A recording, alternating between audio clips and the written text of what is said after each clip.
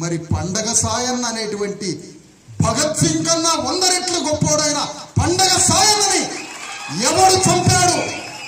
పండగ సాయన్నని ఎవరు కుట్రలు పన్ని, ఎవరు కుతంత్రాలు పన్ని, ఎవరు బలి తీసుకున్నారో ఆ బలి తీసుకున్నటువంటి ఆ రెడ్డి రాజుల యొక్క వారసులు ఇప్పుడు ఎవరు రంగారెడ్డి జిల్లాని, తెలంగాణ గడ్డని ఎవరు పరిపాలిస్తున్నారు? ఈ చరిత్ర ముదిరాజు బానిసలకి తెలిస్తే 24 గంటల విప్లవం వచ్చి తెలంగాణ గడ్డ మన చేతికి వస్తుంది. ఈ రాజ్యం ఎప్పుడైనా కూడా చరిత్ర పునరావృతమైంది. చరిత్ర పునరావృతమైంది.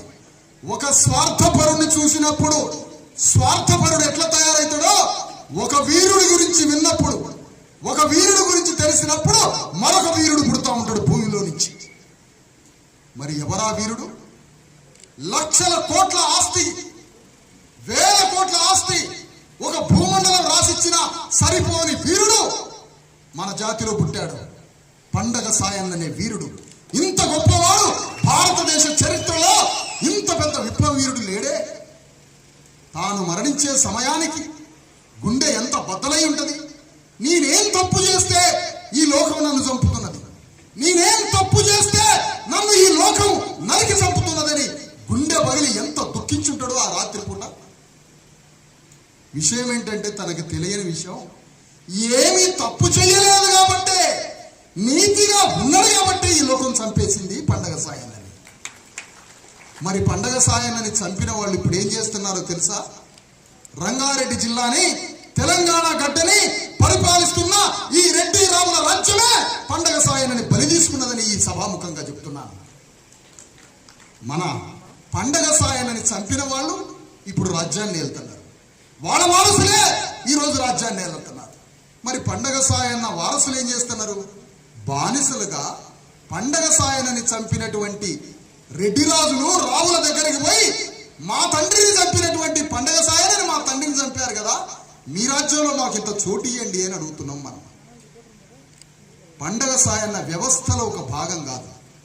పండగ సాయన్న సిస్టమ్, తానే ఒక వ్యవస్థ, తానే ఒక ప్రభుత్వం, తననే ఒక రాజ్యం, తనే ఒక సిస్టమ్. పండుగ సాయన్న, ఒక పండుగ సాయన్నని ఈ లోకం బలి తీసుకుంది. అగ్రకుల లోకం ఒక సర్దార్ సర్వాయి పాపన గౌడిని ఈ లోకం బలి తీసుకున్నది. ఒక సమ్మక్క సారలక్క వాళ్ళని, ఒక మేడరాజుని సమ్మక్క సారలక్కని అగ్రకుల కత్తులకి ముగ్గురిని బలి తీసుకున్నది. ఒక సర్దార్ సర్వాయి పాపన గౌడిని ఈ అగ్రకుల లోకం బలి తీసుకున్నది. ఒక పండగ సాయన్నని ఈ అగ్రకుల లోకం బలి తీసుకున్నది. లఫంగి ముత్తయ్యని అడ్డగూడూరు దగ్గర ఒక మాదిగతనం, దొంగతనం పేరేసి అగ్రకులాలు నవాబులు కలిసి అతన్ని ఉరితీసి చంపారు. ఎక్కడికి పోయినా ఈ చరిత్రలో మన వాళ్ళు బలైపోతూనే ఉన్నారే. మరి వాళ్ళ వారసత్వానికి కొనసాగింపేది. పండగ సాయన్న అనేటువంటి రాజు గురించి గ్రామ గ్రామంలో తెలియజేస్తే ఊరికి ఒక పండగ సాయన్న పుడతాడే వీరుడు. మరి ఆ వీరుడి యొక్క వారసత్వం ఏది అంటున్నా? ఆ వీరుడి యొక్క వారసత్వం ఏది? వీరుడు అంటే, అమరవీరుడు అంటే అర్థం చచ్చిపోయిన 1200 మంది కాదు అమరవీరులు అంటే. అది ఉత్త ఫాల్తు మాట. అమాయకులైన చిన్న చిన్న పిల్లలు ఆత్మహత్య చేసుకున్నారంటే అవి అమరవీరులు కాదు. అమరవీరుడు అన్నాక 1200 మంది చచ్చారు. ఎందుకంటే మమ్మల్ని అమరవీరుడు అంటారు, మమ్మల్ని అమరవీరుడు అంటారని వాళ్ళు రెచ్చగొట్టి 1200 మందిని బలి తీసుకున్నారు. అమరవీరుడు అంటే పండగ సాయన్న అమరవీరుడు. అమరత్వం అంటే మరణం లేనిది. అమరత్వం అంటే మరణం లేనిది. అమరత్వం అంటే మరణం లేనిది. ఎందుకు మరణం ఉండదు వీరుడికి?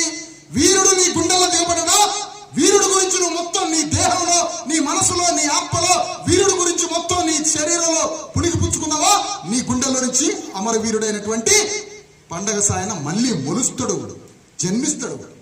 అందుకని మన వీరుల గురించి తెలియదు. భగత్ సింగ్ గురించి తెలుస్తుంది, శివాజీ గురించి తెలుస్తుంది, ఎక్కడో స్టాలిన్ గురించి తెలుస్తుంది, జార్జ్ చక్రవర్తుల మీద తిరగబడ్డ స్టాలిన్ గురించి తెలుస్తుంది. కానీ రష్యాలో ఉన్న స్టాలిన్ గురించి చెప్తారు, కానీ పండగ సాయన గురించి మనకు చెప్పరు.